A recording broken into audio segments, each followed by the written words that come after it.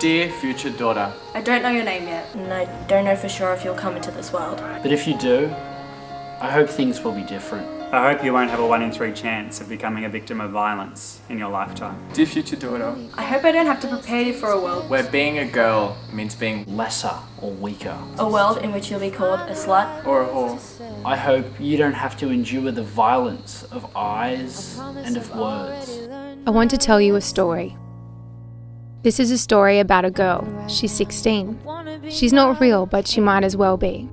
Her story is all too common. It's my story. It's your story. It's a story about subtle and clear inequalities, about sexism, and about the seeds of violence. It's a story that needs to change. The story begins on the girl's way to school. Her brother has given her a lift. He's in a bad mood. He comments on how short she wears her dress these days. As she gets out, he tells her that she's asking for it. This is a story that needs to change. The girl meets her best friend at the gate. She shows her a photo on her phone. Someone has posted a photo of her on Facebook from a party over the weekend. The photo is of the girl, her legs up on a couch. She didn't know it was taken. She was just having a good time, laughing with friends. In the photo, her dress has come up a little. A boy from her school has posted it. There are comments. She reads them, and her world caves in a little. It's like a light has come on, exposing her in the dark. The girl feels sick. This is a story that needs to change. In class, the girl's head is spinning. She feels like the world is closing in around her. She feels eyes on her. Who else has seen the photo? Who even took it? How could they say those things about her? Boys that she knows. Her story starts to unravel. On her way out of class, a group of younger boys stop and look her up and down. One of them is smiling. Have they seen the photo? It doesn't matter.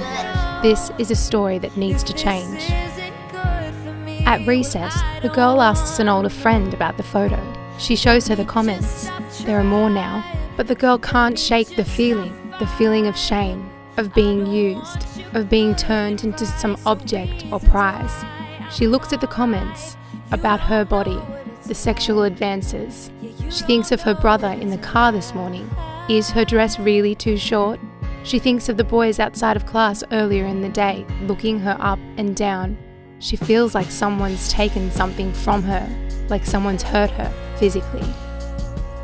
At lunch, the girl comes across a group of boys on the playground. They're looking at her photo. She can see it between them. And then they come at her, invading her space, laughing and taunting. The girl feels threatened. She holds back tears. Her friends tell her to forget about it. It'll all pass, they say. But it's too late. The feeling has set in. The feeling of being undressed with eyes and words, without her consent. The older friend tells the girl to relax a little. It's just boys being boys, girls being girls. It'll pass. They don't mean it. They're all just having a bit of fun. This is a story that needs to change. Later, the bell goes and the day is done. The girl leaves. On her way out, people point and laugh. Is it real or is she imagining it? It doesn't matter.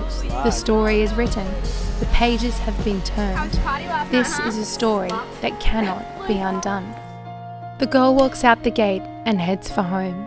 This is her story. A story of a girl who won't come to school tomorrow. This is a story that needs to change.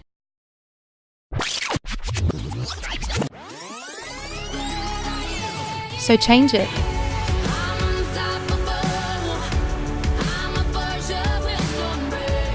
Dear future daughter, Dear future son, we hope that you get to grow up and live in a world free from fear, Free from silence.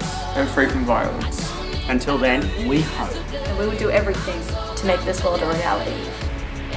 Unstoppable today.